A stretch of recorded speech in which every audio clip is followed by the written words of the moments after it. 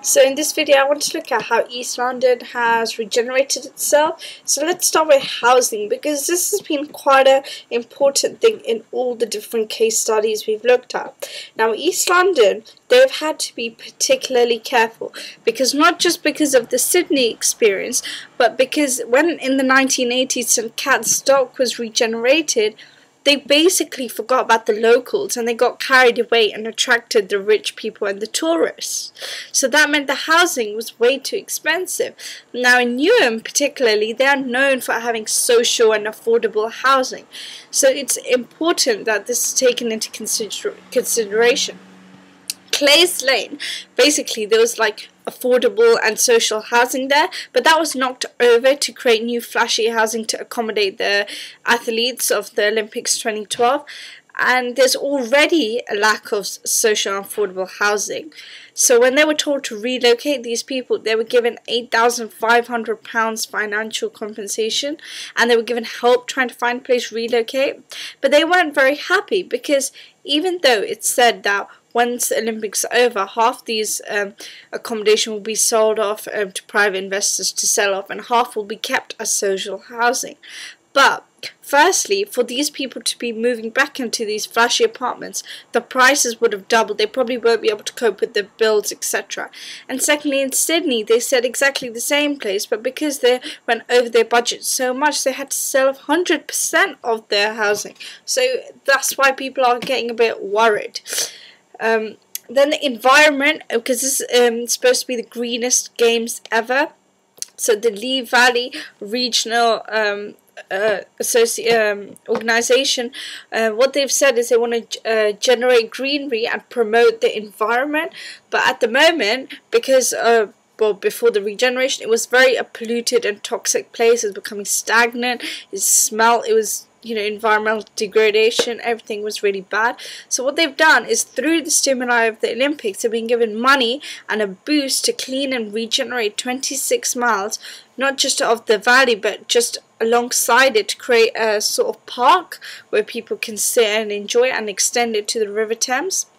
Electric pylons were just randomly located near here. So what they've done is they've dismantled these, and they've put the wires under the ground. So that means they're not kind of dangerous or lying about, and the environmental quality is improved. The materials used in these games is 90% or more recyclable materials. So they're being very, very environmentally friendly. The wildlife is not just the building work is done and then what wildlife comes or not. No, beforehand they're getting things like newts and stuff, putting them in glass tins, and then they're keeping them, looking after them, and when all the regeneration is done, they're putting them back where they go in a nice environment. So they're very protective over them. Now, as I said, that one of the things was there was bombs and toxic and derelict land. They have to use these brownfield sites, and one of the things they're doing to the soil is that they're not chucking it away and bringing new soil in. They're doing a more expensive method, taking the soil, actually cleaning all the cyanide and mercury out of it and putting it back, so we don't need to waste more soil or whatever, and they're just trying to make it very clean and nice. Afforestation, they're promoting the environment, they're putting it everywhere. Now particularly in West Silvertown, what they did is they created like cycle lanes and pedestrianised lanes, but what they said is that they will welcome cars, but they're really promoting cycling and walking. So that has been key in also kind of controlling the emissions. West Silvertown is an urban village. It's a new concept backed by Prince Charles.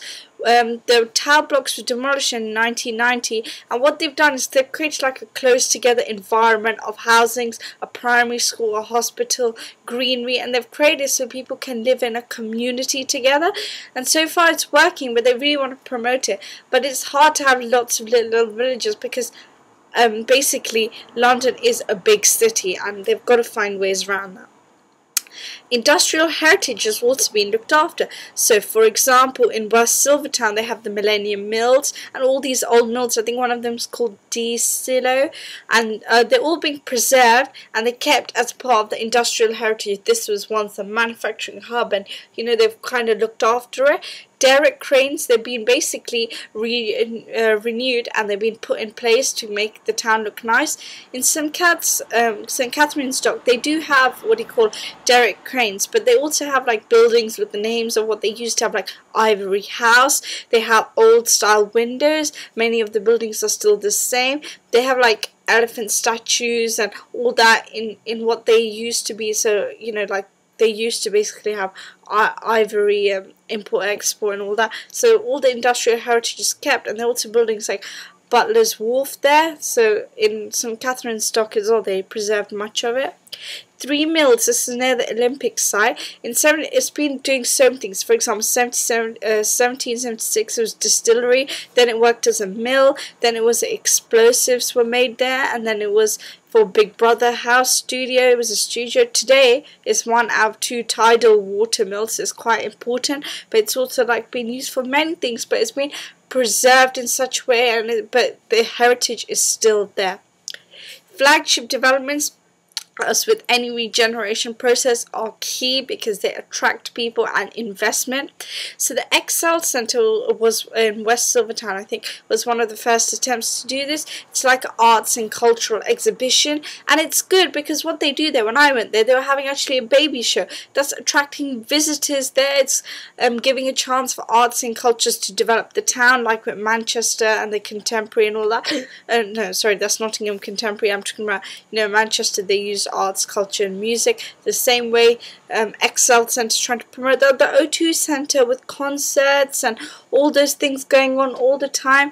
I went there twice, you know, to see Lady Gaga and Beyonce, and basically we spent money there in the restaurants and everything. So it's just the economic injection they're really trying to enhance.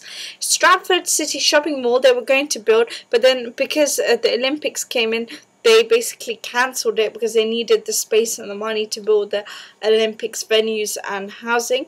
But you know, these are all ideas that they have been having, and some they're doing and some they're new.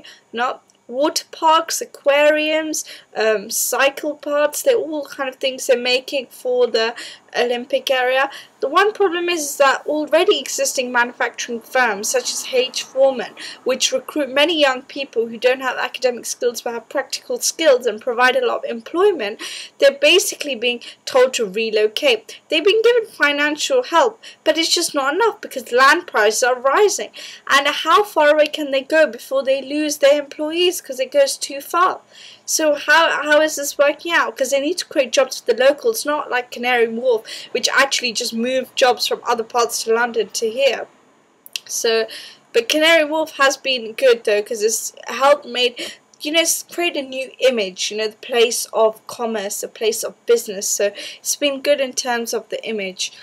Infrastructure's been improved. The DLR came in, I think, in the 1980s. I'm not quite sure. Jubilee Line's been extended to Stratford.